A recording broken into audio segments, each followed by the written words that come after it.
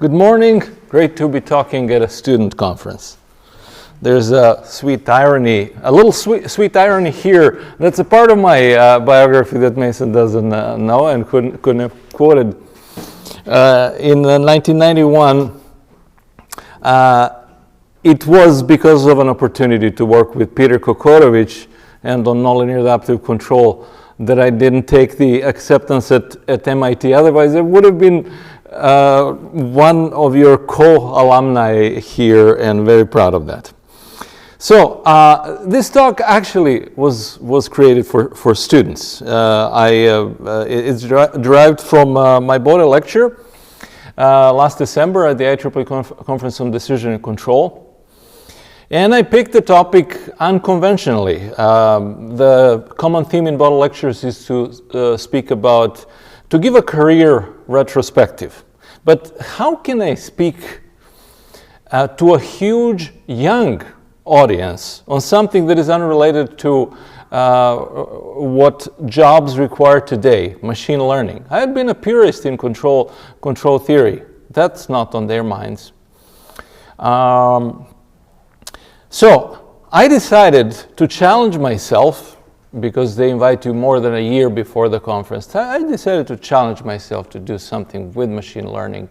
And since I have a history of having been such a nemesis to neural networks, to fuzzy control, I've honestly banished it from Automatica and IEEE transactions. So it was an enormous, like Saul to Paul caliber conversion for me to get myself to say something, to try to reconcile this contradiction within myself. I worked on it for a year. So it is because of wanting to reach to students. So machine learning, it leaves hardly anyone indifferent in all of science, including control. Some of us are very fearful, justifiably, of it, because if easy ways of approaching scientific solutions are possible, we doing things the hard way are outdated. Others see it as an opportunity. So, I'm a latecomer to this subject. Many before me have found ways to link control with machine learning, and I will let you read this list of topics with an apology that the list of authors is way too long to be giving it here. So what I propose here is, I believe, something that has not been envisioned before. The control community has a formidable heritage of rigorous control designs. And if you think about it, what's common to all of them is that they're all some kind of complex mappings from models into either feedback gains or feedback loss. These mappings, even for linear systems, are nonlinear mappings if you look at gains.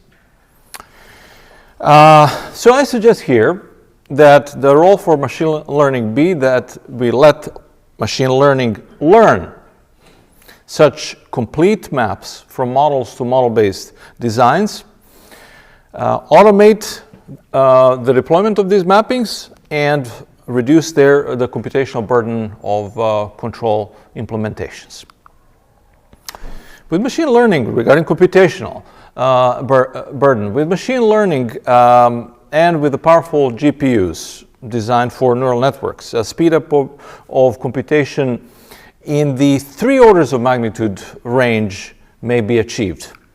And that is a game changer for complex control fields like control partial differential equations, nonlinear systems, delay systems, especially nonlinear delay systems. But when I say a mapping that I want to learn, what's an example of a model to feedback map that I might be referring to? So for instance, LQR.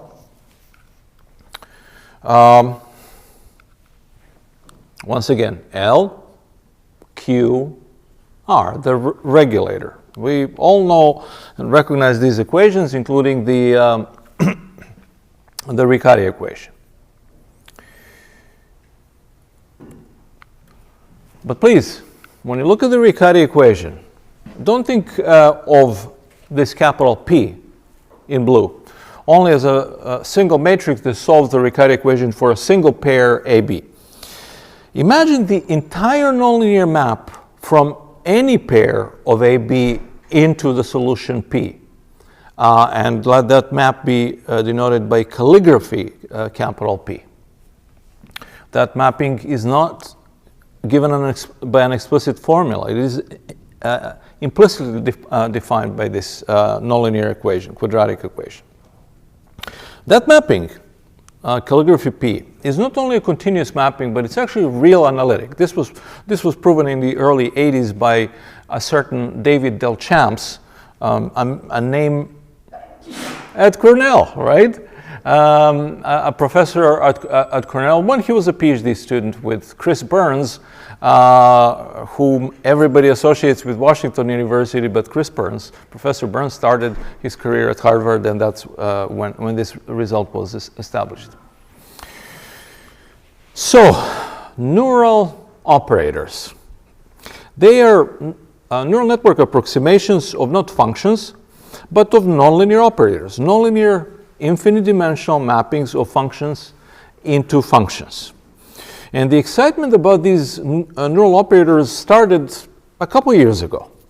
And it came from the speed up in the solution of the notoriously hard nonlinear Navier-Stokes partial differential equations of fluid flows, of turbulent fluid flows, by 3 orders of magnitude in speed up. So let me review the pathway to these deep neural operators. It starts in 1989 with Sybenko's universal approximation theorem for nonlinear functions. Interestingly, it was published in MCSS, the Mathematics of Control Signals and Systems, the journal of Eduardo Sontag, not in some neural network journal. The extension by a pair of Chens in 1995 to neural operators was barely noticed. It was for single layer neural networks.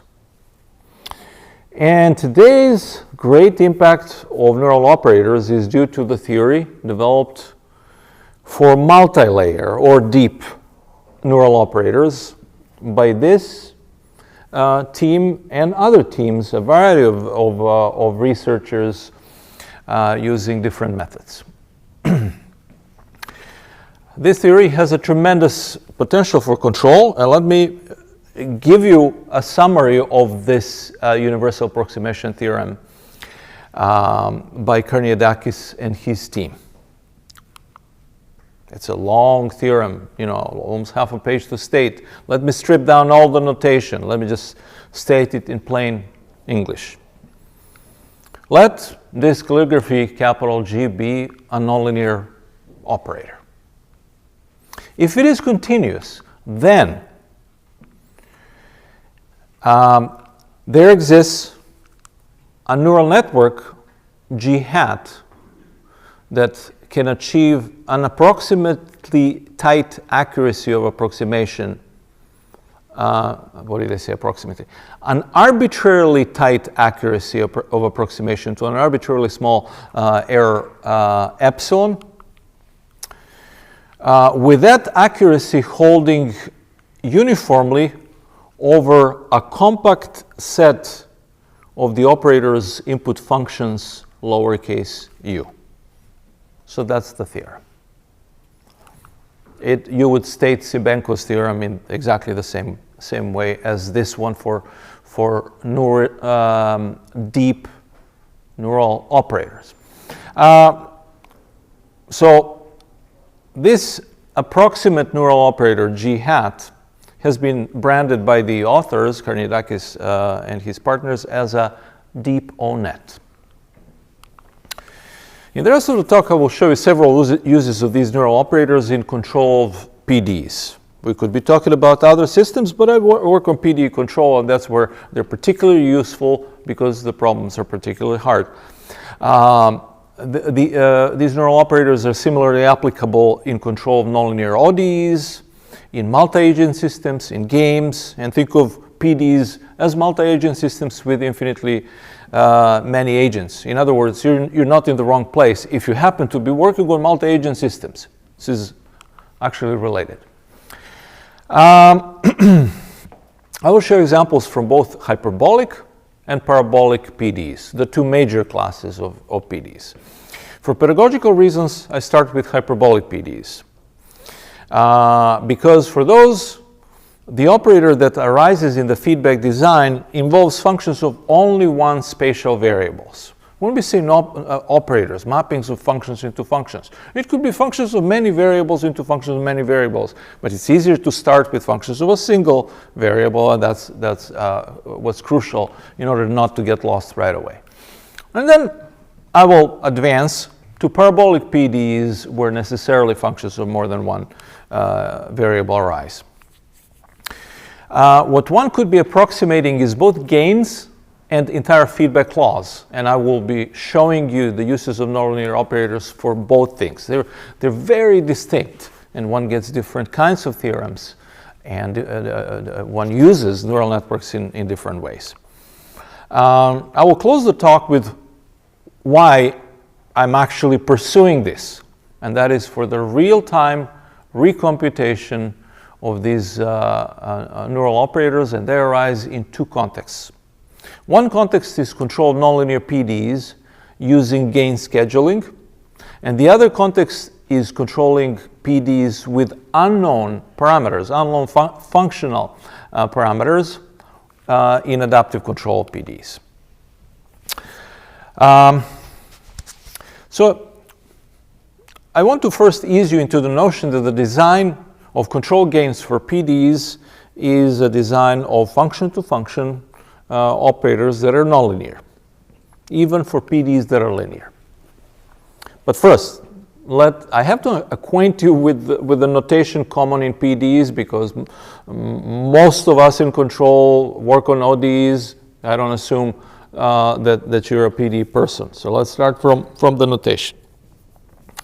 The state of the system, of the PD system, is not a vector but a function. It's a vector of infinite dimension. Unfortunately, the letter X that we commonly use for the state of an OD cannot be used for the state of the PD, because it's already taken for the spatial coordinate X in a space X, Y, Z, etc. So some other letter needs to be used for the state, and the fluid mechanicists deal with velocities. They commonly use U, V, W, and so on. So U is common as the state of a PD, while that's the usual letter for control for us. Sorry about the confusion. I had to lay it out. You won't forget it from this point on. What about the control? Well, there are many PD control problems, but the really interesting ones are the ones where the control acts at the boundary. Because in fluid flows, you can actuate from the wall, but if you think that you're going to insert actuators inside the flow, then these are obstructions. They're not actuators. They're parts of the system. So boundary control is a canonical problem of interest in PD control. And I deliberately use the same letter, the same Latin letter, capital of U, because very often it is the physical variable of the same nature that is being actuated at the boundary, which happens to be the state itself. So lowercase u, capital U.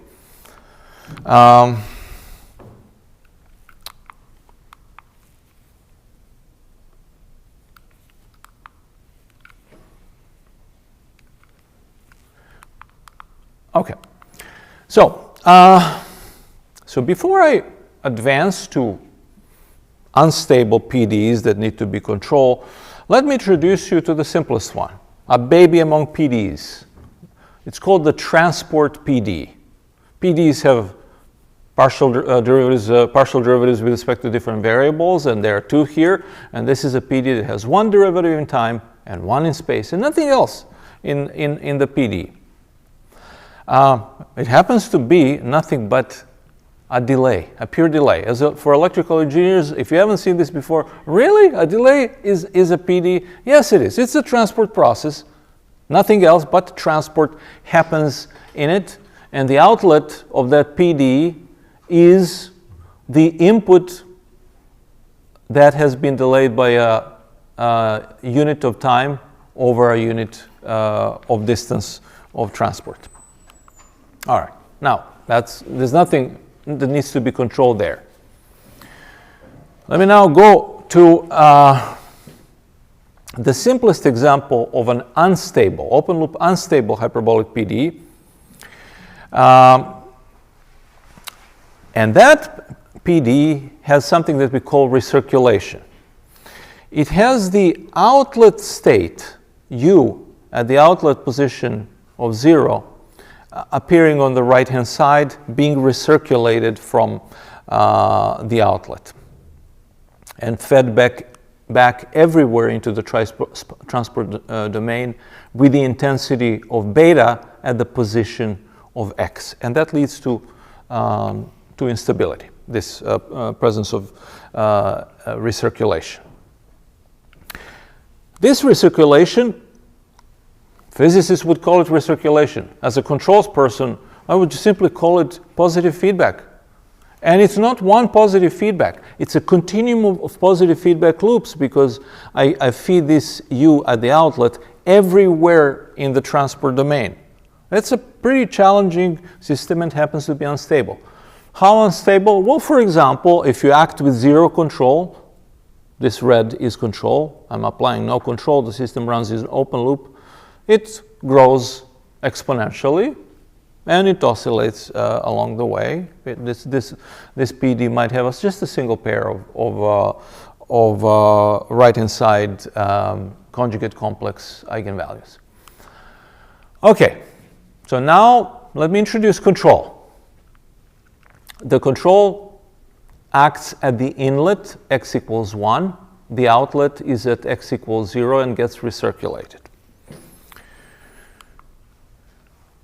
The challenge for this control that acts only at the boundary is that the recirculation, the destabilizing positive feedback, is getting recirculated everywhere in the domain. I act here, I get hurt everywhere else. I can't even cancel this recirculation at one location, let alone at all of them simultaneously. It seems impossible to control such a system. How to unlink domain-wide this continuum recirculation with only a scalar boundary input? But it is possible. That is what backstepping, the PD backstepping method was invented for, to deal with that. The trick is the following. If you know feedback linearization, you're not unaccustomed with the notion that you combine a transformation of the state, they call it a diffeomorphism in differential geometry, with control. So that's what backstepping does. It applies a transformation of the state and boundary control. This transformation of the state brings all of this junk, all of this recirculation to the boundary where the input is, and then the input acts on it. But how? What kind of transformation? How do you sweep all this trash over to the boundary x equal to 1? The broom is called, in general, a Volterra transformation, and in this particular case, it's just a convolution in the spatial variable. So you see this, this integral from 0 to x happens to be a convolution of the state with some kernel that I have yet to define. I emphasize it in blue because that's the most important thing, the kernel of such a transformation that moves the recirculation over to the input.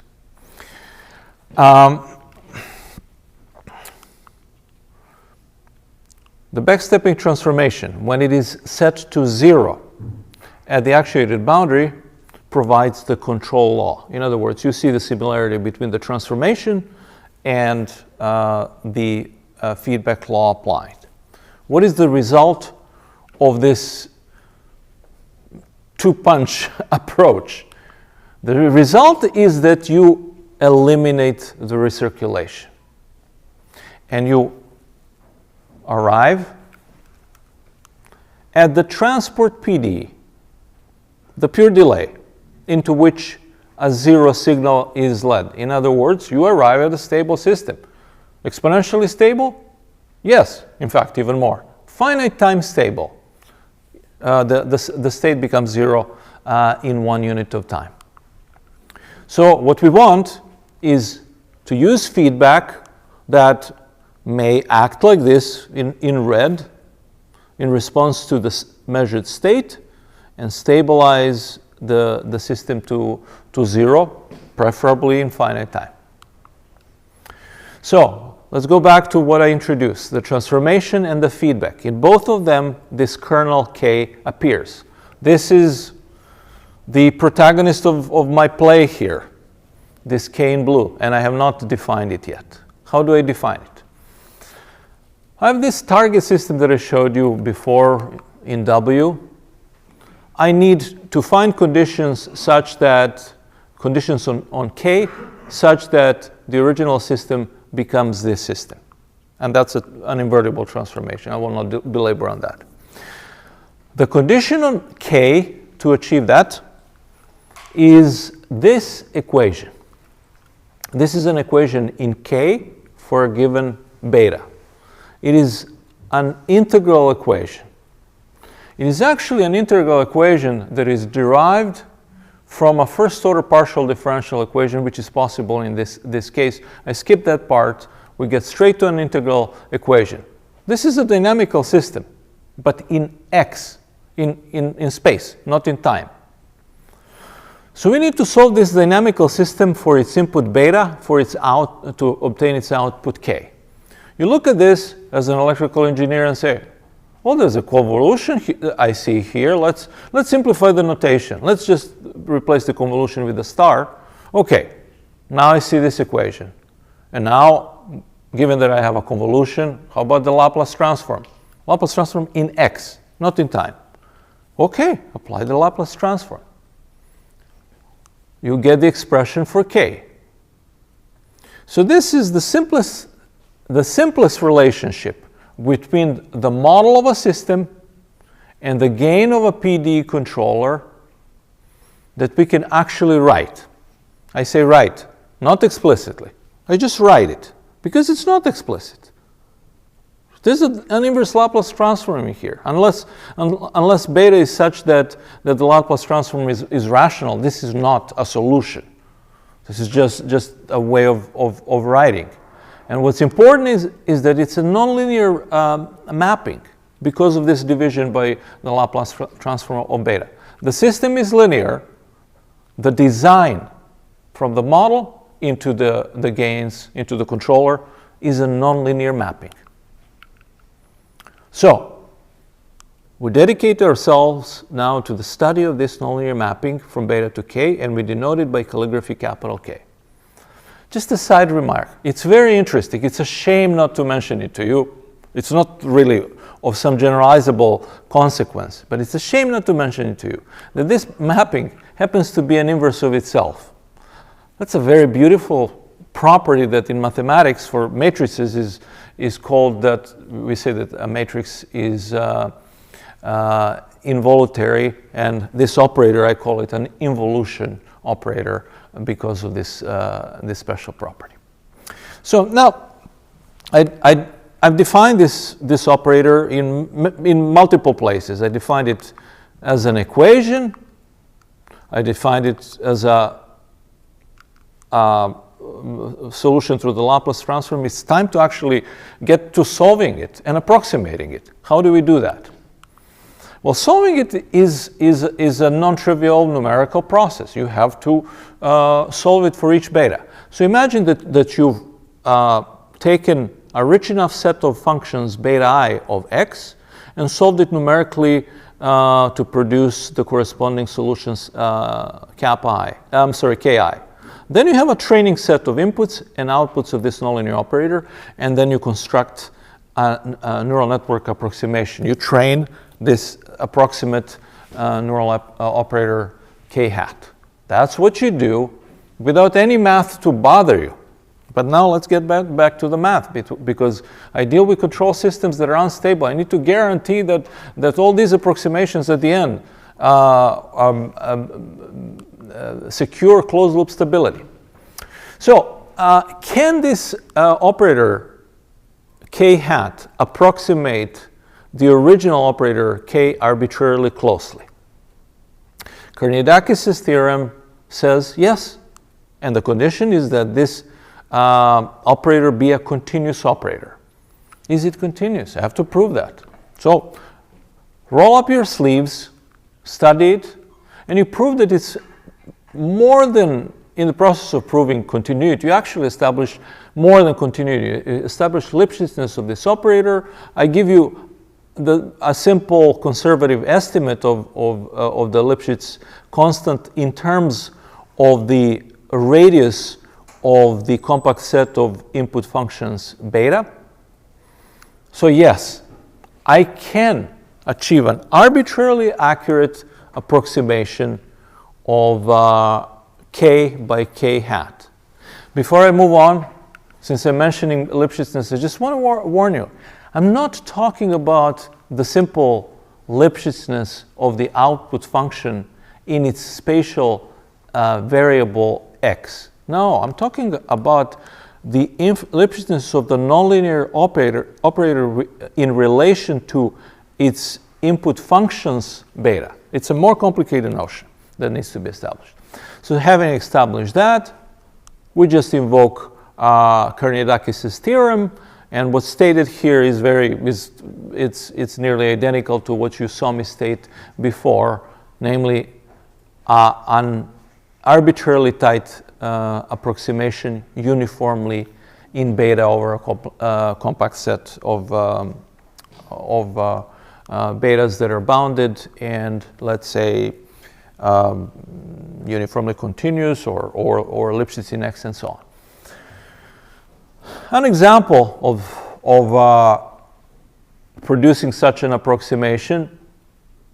So, for instance, we've trained this operator with a certain training set of betas, and now we plug in yet another new beta outside of the training set. It's shown as this function in blue. We plug that into the nonlinear operator K hat. It spits out, capital K hat. It spits out the output function lowercase k hat. What is the error? Well, I emphasize here that the error is on the order of 1%. So the approximation is good.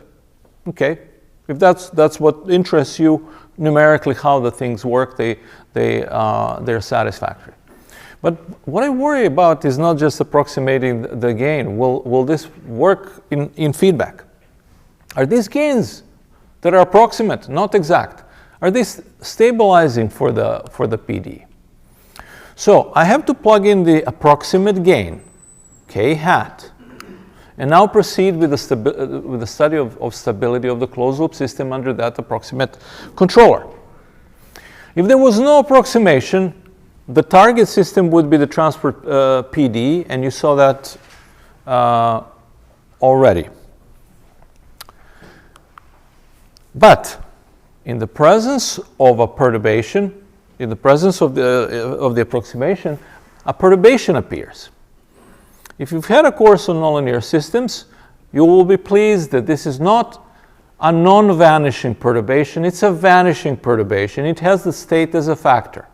So the question is, it does not destroy the equilibrium. It can only destroy the stability of the equilibrium if the perturbation gain delta is too large. So I have to deal with the size of the gain perturbation delta. How is delta defined? It is defined here. It is some kind of a convolution type of an operator acting on the error of the approximation of k by k hat, which I've already established to be arbitrarily small by building a large enough neural network. So it turns out that I can make this delta arbitrarily small with a large enough neural network. That's intuition. Still, there's math to do. So how do I establish stability? I study stability using a Lyapunov function, and I established that this spatially weighted L2 norm of the target state is exponentially decaying. In other words, I get exponential stability in the target state, provided that the approximation accuracy used in the training of any of the neural operators corresponding to the particular epsilon. So for epsilon small enough, I ensure the decay of V. But what does small enough mean? Up to how big can I go? Well, I'm limited in a reciprocal sense, in an inverse sense, by capital B. If capital B, which is the upper bound on the size of the betas, the destabilizing recirculation functions, if that capital B is large, I need a smaller epsilon, and therefore I need a larger neural network. So if you're okay with the concept that you get nothing for free, you find this common sense and pleasing mathematically. That's the price, the size of the neural network. So what's the main result? I've studied the system in the transformed variables, not in the original variables. The main result primarily is establishing that in the original system state, U, exponential stability of the origin is achieved. The decay rate is arbitrary, and the overshoot coefficient, given conservatively, is explicitly provided. You don't have to worry about that. That's where, you know, some work goes in, but conceptually exponential stability is ensured. So the answer is positive to whether or not it is safe to use these approximated neural operators. But please don't mistake this as just a stability result. This is actually more than that. It's a robustness result. This result says that with any of the possible neural networks trained for any of the possible epsilon accuracy parameters in this range, this is guaranteed. So it's a broad collection of theorems, if you wish, or a robustness to machine learning theorem. Yeah, think of it as robustness to machine learning. All right, that was the hyperbolic PD. Let me now tell you a little bit about parabolic PDs. So they require dealing with functions of mappings of more than one variable. The simplest unstable parabolic PD is a reaction diffusion equation. It has two derivatives in x rather than one. Positive lambda makes it open loop unstable. It grows in open loop exponentially. Looks very simple and smooth, but it grows without bound. The backstepping transformation for parabolic PDs cannot be a convolution. That was just a special case. Now we need to get into general Volterra operators. So what you saw before was a warm-up. The real work is with Volterra operators. This Volterra operator gives rise to a condition for the kernel PD, which comes in the form of a second-order partial differential equation. There are boundary conditions. The domain is triangular, not rectangular. I don't want to bother you with that. Simply note that this is a mapping now from the destabilizing reaction coefficient function lambda into a kernel k of x, y, given implicitly through a partial differential equation in space. Okay. So when you train neural operator approximation k hat and apply that in the feedback law, and you have this approximate system, the resulting target system, which in the absence of the approximation would be the heat equation, which is one of the simplest PDEs and exponentially stable, with the approximation you get a perturbation. This perturbation is again vanishing, but delta may be large. However, it can be made small.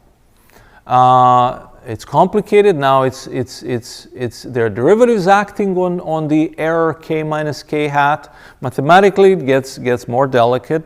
You deal with it. Trust me. This delta needs to be small and can be made small with a large enough neural network. That part is better skipped because it is technical, not conceptual. So here is an example of some kernel k that is produced by having trained the operator capital calligraphy k hat, plugging lambda in, having capital calligraphy k hat spit out the kernel, and you see this kernel, it's a function of two variables. You see that it's kind of rough looking. That's because it's a neural network that produced it. It's not an exact numerical solution. We took a shortcut. So is the shortcut accurate enough? Yeah, it has about 10% accuracy, and it works as a charm in closed loop. I'll spare you the simulations. They're good. What's the price? I haven't discussed the computational cost yet at all. That's the key question here. So how big is this neural network? Well, in this particular parabolic system, this effort resulted in a selection of 76, so nearly 80 million hyperparameters. If you're a machine learning person, you know that this is peanuts. It's not something huge. If you're a control person, you get scared by such numbers. But let me remind you, this needs to approximate a mapping from any function beta, a function that looks like this, and a function that looks like this. You don't expect 100 parameters to capture the capability of a mapping of such a broad set of functions. All right, so that's the number of parameters. How about time? How long does it take to train that operator? Just 5 minutes on a GPU. The GPU costs maybe $2,000. I'm not sure. That's really very modest, right? Very acceptable.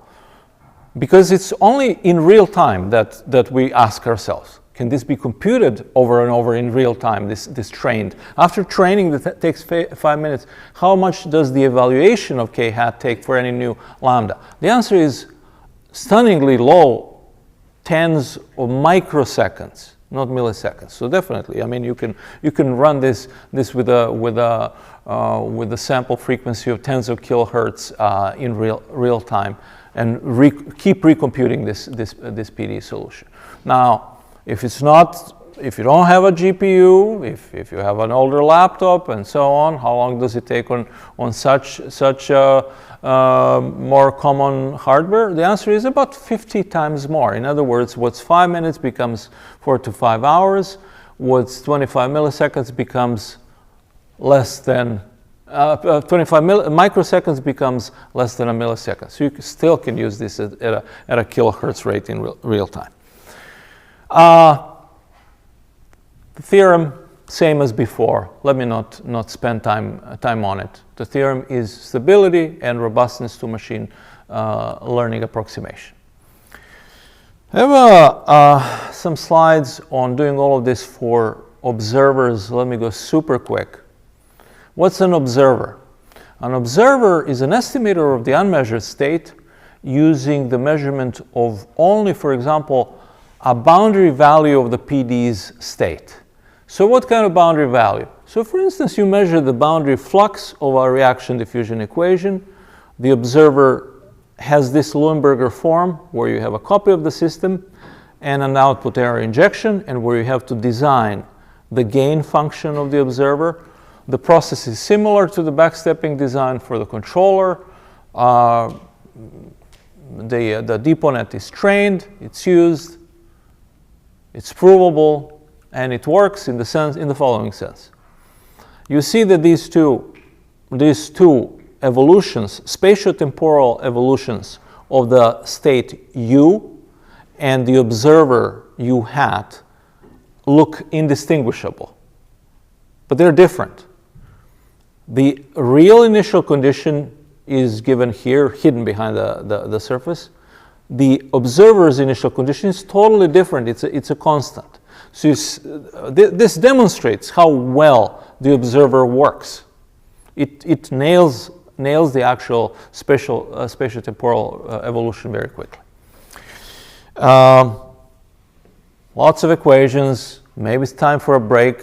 Is this usable in some real world systems? Well, here are two examples. One by my student Shumon Koga in parabolic PDs with moving boundaries, which is applicable to for example, 3D printing, modeling the phase changes in the material between liquid and solid, or on the hyperbolic side, the suppression of stop and go instabilities in congested traffic by my student Huan Yu. All right, that was the approximation of the control gains. Yes? So you have your deep net, which is approximating a functional, and there always exists a deep net that approximates that functional with a given epsilon. But how do you know your deep net, the one that you've trained, does approximate with precision epsilon? In other words, the theorem says there exists a net. Yeah. Yes, you're right. Karniadakis says there exists. Well, how do we do it? So Karniadakis also has a theorem that gives an estimate of the number of hyperparameters in relation to epsilon. You need to establish the Holder continuity at least, but we have Lipschitz continuity, we have a stronger property. So you have to meet a certain condition with the operator, and then the estimate of the number of hyperparameters, if that's the definition of a network, is given explicitly. It is incredibly conservative. It's like the exponential of 1 over epsilon. It's not very usable. So there is that significant gap for the user. How do you know how big you need to get a priori? Okay, so let me now switch from approximating gains to approximating control laws. You have to ask the question. Your controller depends on the model and on the measured state. Your controller is a mapping of two functions, of the model's beta and the online changing u of x and t. Can you approximate that mapping? That's now a mapping of two functions of one variable into a scalar rather than into another function of one variable. This is a functional, the type of a mapping that one would refer to as a functional. The different mathematical object, can it be done? The quick answer is yes. The conditions of the theory can be satisfied with these two input functions. The training can be performed to an arbitrary accuracy. And now we come to the stability question. Does this work? Does this approximation of a control input work in closed loop? And the answer is yes, but in a way that is different than what I showed you before, in a rather interesting way. Previously, we got global exponential stability. Now we get semi-global practical stability. We get less. Why do we get less?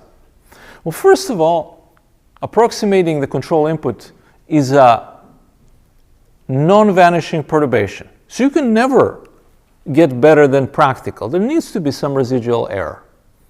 And that residual error, this estimate, involves an exponential decay to 0, but also residual error. It's given explicitly, conservatively, and it's proportional to the size of epsilon. In other words, you can make the residual value small with a large neural network. And why is it not global? In what sense is it not global but semi-global? Semi-global means that you can now allow arbitrarily large initial conditions for the state, provided that your training of the operator has been conducted with a sufficiently large training set of input functions U. That makes sense, okay? So the price again is in the size of the training set and in the size of the network if you want to get close to global exponential but never exactly to it. All right, let me skip the simulations. The simulations work. Let's move on to what's really the most important, and that's the real-time use of these DeepNets. In case I led you too fast through all of this, and you got the impression that the speed of this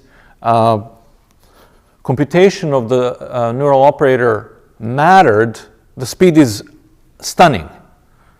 But if you got the impression that it mattered in these theorems that I showed, no, it didn't.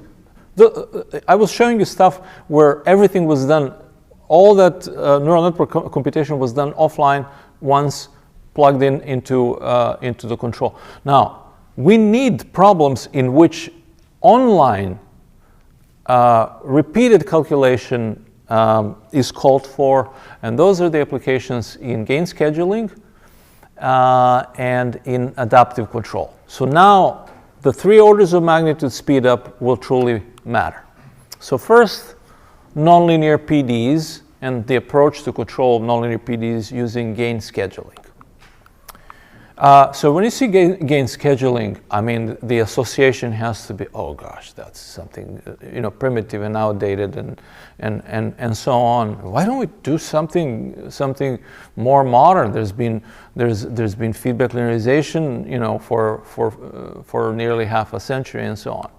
All right. So if you want to do something super rigorous and global, there is that option. You can apply you can construct backstepping for nonlinear PDs. The Volterra linear operators then become infinite Volterra series. The computation of one kernel needs to be done for infinitely many kernels. I mean, if you do in your mind the successive Lie derivative calculations in the classical feedback linearization, you realize that there is an enormous number of transforming in all of that. Similarly here, it can be done. I've done it once. This was the most exhausting cognitively paper that I've ever been part of. With maybe one of my most gifted students who managed to recover.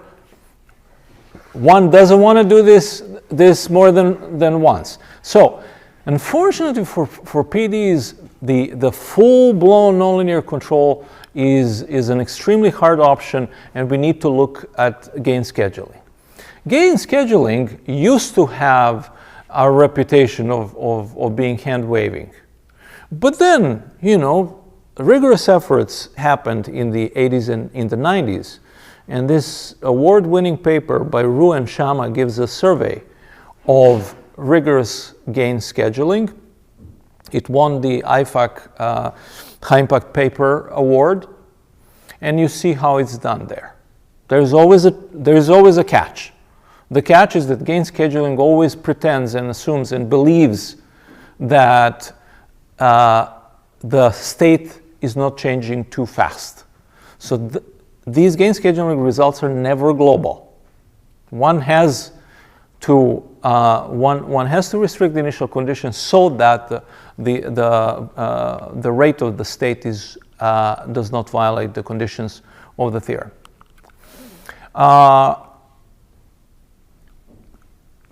I did that once for PDs about a decade later than this survey. We did it once for some very simple example. I never came back to it again until now.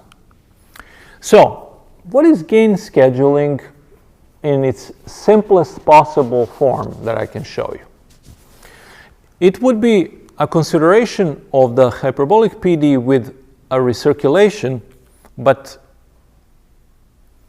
where the recirculation parameter is not just a function of the space, but it's a function of the state. For example, simply of the outlet value of the state. So this is nonlinear. So for instance, what does introducing a nonlinearity of this kind do to the open loop behavior of the PD? It does this. The system is unstable, but it settles into this very nice looking spatial-temporal limit cycle. You don't want that.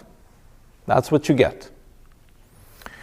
All right, so then you look again at this PD and say, well, it's a nonlinear PD. Why don't I just apply the linearization, the Jacobian linearization, pick a single linear controller and see how far that gets me before I go to gain scheduling, which is more complicated than which is pointwise in the state space linearization. Why don't you just do linearization at the origin? Well, you go from this open loop behavior to this behavior. This Jacobian-based controller has destabilized the system, except for minuscule initial conditions. What's going to happen is that this linear controller for larger initial conditions does completely the wrong thing for large initial conditions because it is prejudiced to act to the nonlinearity linearized at the origin. So it even overrides the stabilizing effect of the plant, and it turns the limit cycle into an exponentially unstable system. So I hope that, looking from different angles, we can, give some consideration to gain scheduling. So here's how gain scheduling works here. So there's a second variable in the kernel equation. That second variable comes from the state, u of 0, t, the outlet state. I'm denoting it here by the symbol nu. So now the operator is a function, the operator is a mapping of a function of two variables, beta of x and nu. The details I will skip. You've seen examples, two examples. This is yet another third example. It's worked out. You plug in this controller. The controller is nonlinear. It's a gain scheduling controller where you're continuously plugging in the measured state in here. And this is what it does. It achieves stabilization. But it's gain scheduling. What is the gain doing? I think this is the most beautiful plot here. It shows you what the gain is doing. The gain is a non-constant gain. It's a nonlinear design. The gain k starts out for a larger initial condition as a function like this, and as the state is brought near 0, it ends up with a gain profile like this. So it's really working, and it's working with the assistance of the depot net. Can we prove anything? Yes. The proof is, what we can prove is local asymptotic stability with an estimate of the region of attraction denoted by omega naught in terms of the not L2 norm, that does not suffice, but in terms of the H1 norm, a higher PD norm. And the proof is very complicated because you have to deal with two perturbations.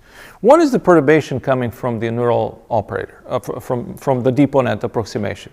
But there is a perturbation fundamental to gain scheduling, and that's the perturbation arising from the rate of change of the state.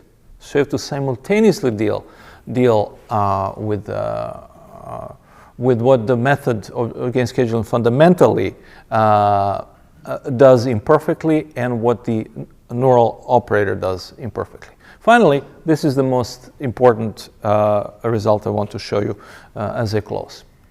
Adaptive control of PDEs with unknown functional coefficients. Perhaps you don't care about adaptive control, but let me tell you, this is an example where learning is done both offline and online. If you're a learning person, don't even care about control. Well, here's how one does it in an offline-online tandem fashion.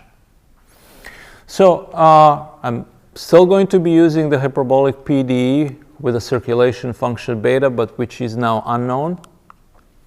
I will be estimating this unknown function beta online using some system identification algorithm. I will show it to you in a second. I will be using projection because I need that for the validity of the DeepONet universal approximation theorem. The operator K hat, the DeepONet, I've already trained.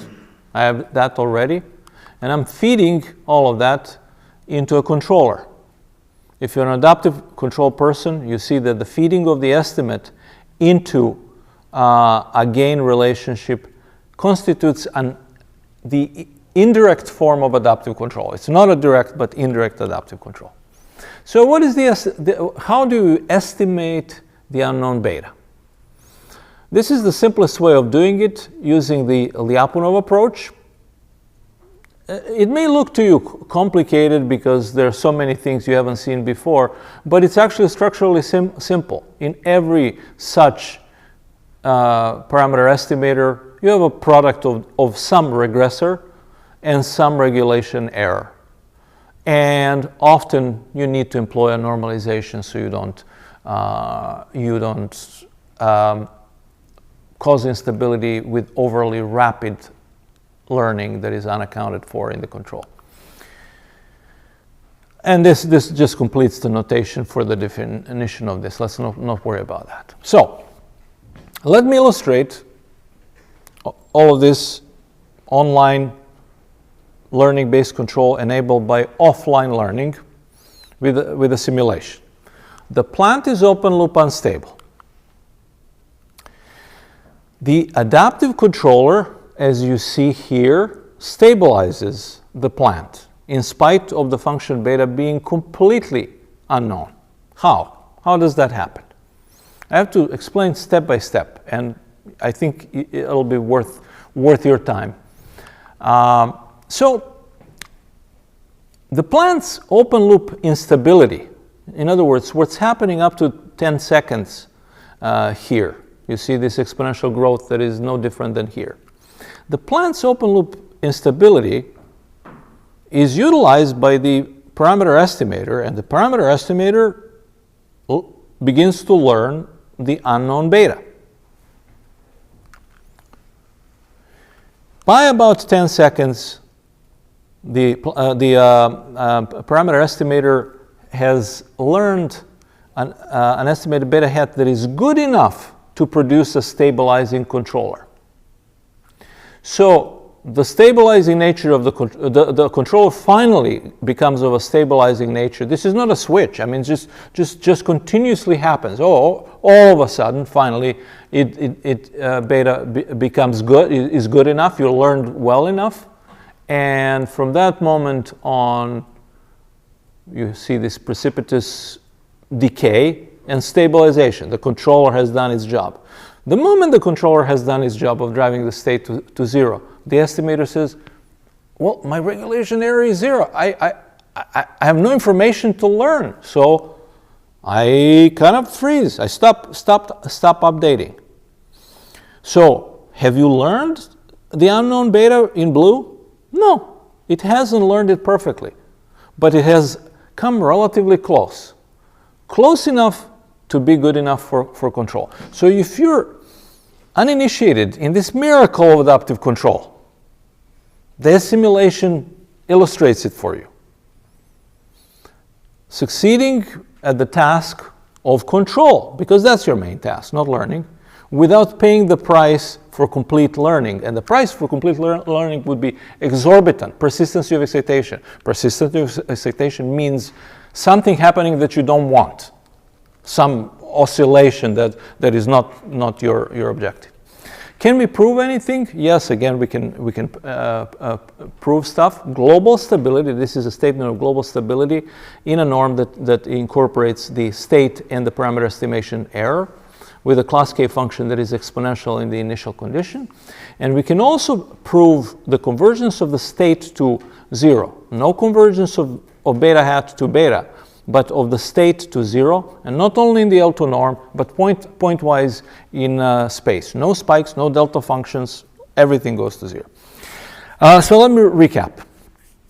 So a real-time speed up of 3 orders of magnitude achieved with a very reasonable training effort and time enables control of PDs that are nonlinear or have unknown parameters.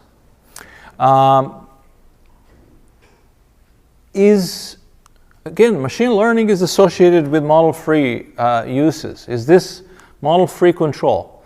Not at all. It's actually once and for all encoding of a model-based design. The machine learning is an approximator. Okay. You don't care about PDs, you care about ODs. Is this limited to PDs? It's not. It's not. You can use the same concept in nonlinear optimal control, in dynamic programming. The DeepONet won't fix the curse of dimensionality.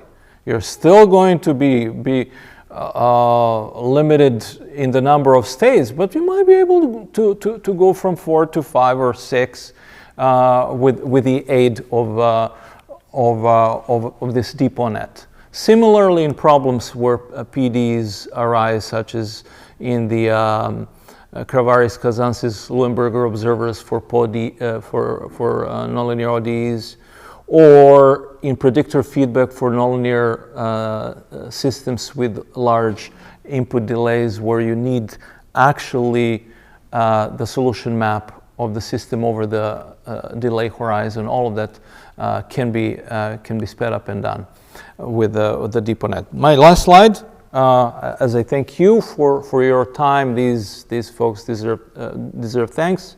There's a lot more that they produce that doesn't fit into an hour, but these are the people behind toppling some tremendous technical barriers, and it's very much a team effort. No single person exists at this point with the expertise, sufficient expertise on the PD side.